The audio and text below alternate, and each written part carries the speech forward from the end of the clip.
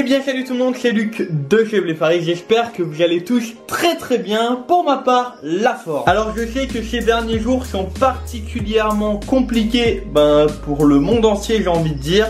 Donc je voudrais commencer cette vidéo pour donner tout mon soutien à chacune d'entre vous, et surtout prenez soin de vous et restez chez vous. Bon, aujourd'hui on va faire une vidéo plutôt sympathique. Ce que je vous propose en fait c'est d'aller entretenir un de mes terrariums, parce qu'effectivement les terrariums faut les entretenir en fonction qu'ils évoluent. Je vais vous montrer un terrarium qui a été planté il n'y a pas très longtemps et un terrarium qui a été planté il y a un petit moment. Donc on va couper, on va les tailler, on va refaire un peu tout, parce qu'avec le temps automatiquement c'est pas forcément ce qu'il y a de plus esthétique, et après il n'y a même plus de place pour les animaux. Ouais, parce qu'au début tu te bats pour que ça pousse et après tu te bats pour que ça arrête de pousser au niveau des plantes. Enfin bref, vous verrez. Alors pour commencer on va enlever les sécurités que je mets sur toutes mes installations, tous mes terrariums. Et du coup à gauche on a le terrarium qui a été planté il n'y a pas très longtemps.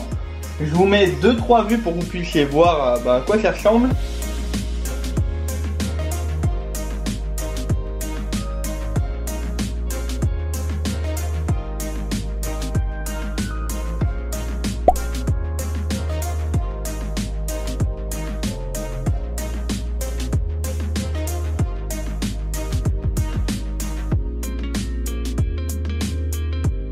Et à droite le terrarium qui a été planté maintenant il y a un petit moment, et il y a un peu de travail. On va remettre correctement la lampe là-haut, on va nettoyer les vitres, on va tailler parce que là ça devient vraiment enfin bref n'importe quoi. Allez, c'est parti.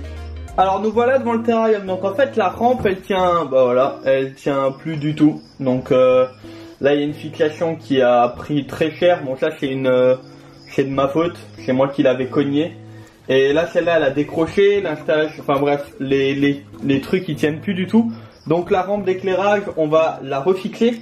Et pour ça TerraLed en fait ils ont des installations assez spécifiques. Donc pour pouvoir bien la fixer on va utiliser des câbles en acier inoxydable, comme j'ai fait juste à côté. Et du coup ce sera beaucoup mieux.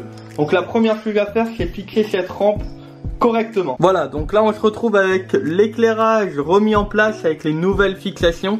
Celle qui était là je l'ai pété, voilà, sans faire exprès. Donc voilà, j'ai réussi à trouver une solution pour que ça marche quand même. Et effectivement vu qu'elle est dans le terrarium, et vu que c'est un terrarium pour des geckos à crête, c'est des animaux qui grimpent énormément, et ils vont là-haut et ils font tranquillement leur petite crotte. Donc là vous voyez qu'il y en a un peu partout.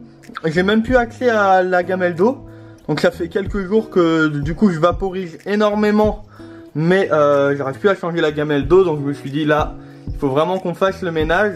Donc on va enlever tout, voilà, la fougère qui va vraiment partout.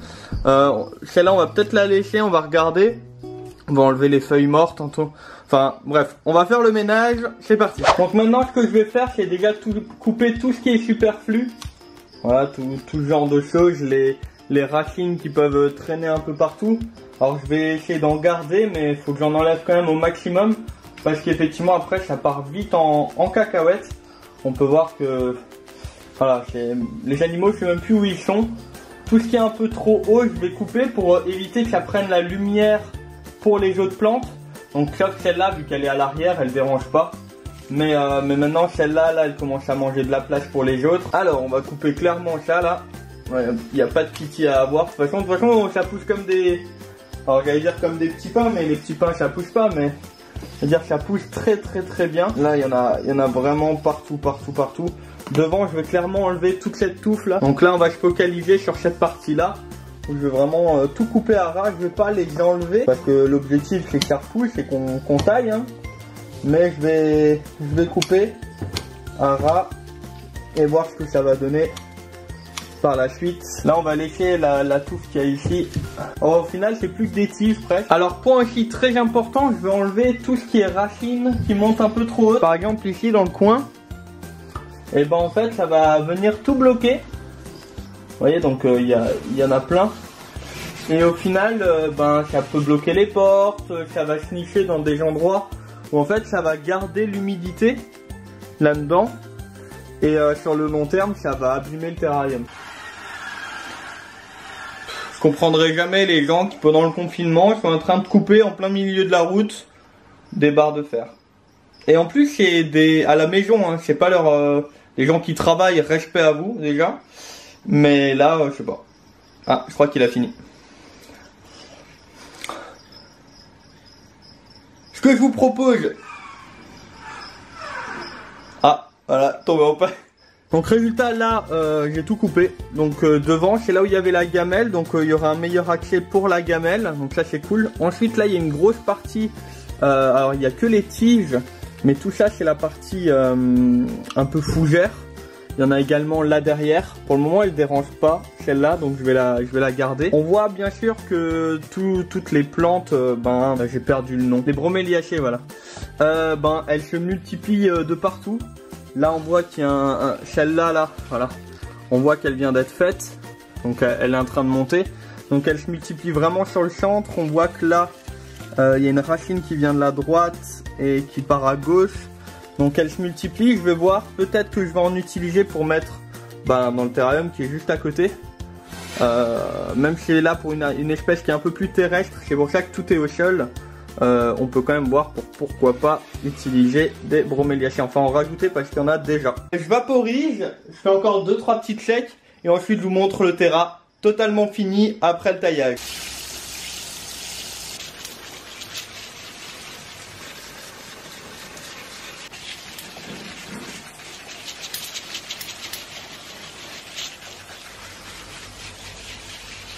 Voilà, le terrarium est fini d'être taillé, arrosé, tout. Maintenant, c'est parti, je vous le montre d'un peu plus près. Alors déjà, première chose, maintenant on a à nouveau un accès à la gamelle d'eau. Donc ça, c'était primordial pour moi.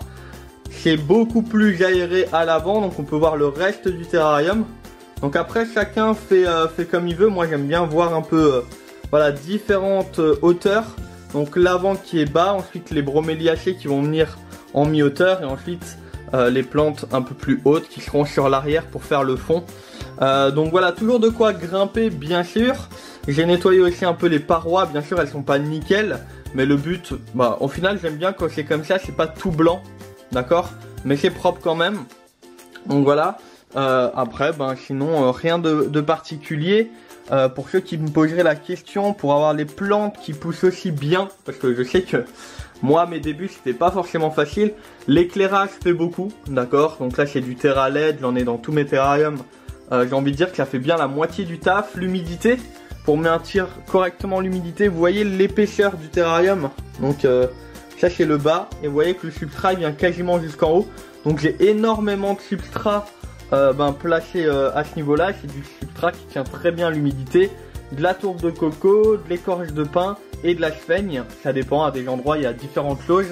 Et surtout des plantes à gogo, parce que les plantes, c'est elles qui vont maintenir l'humidité aussi, retransmettre l'humidité, enfin voilà, elles travaillent énormément. Voilà, donc du coup, vous pouvez voir que ça a déjà une autre tête par rapport au début. Et du coup, vous voyez par rapport à celui qui est juste à côté, voilà, c'est déjà un peu plus lisible. Maintenant, on va fermer avec les vitres. Et ce que je vous propose, je mets une belle photo avec les vitres pour vous montrer en fait à quoi ça ressemble quand tout est fini, quand je rentre tranquillement dans ma pièce. Qu'est-ce que je vois? Et voilà le travail. Je vous fais juste un focus dessus. Pouf. Et voilà. Les vitres sont nickel. Et là, tout est fini.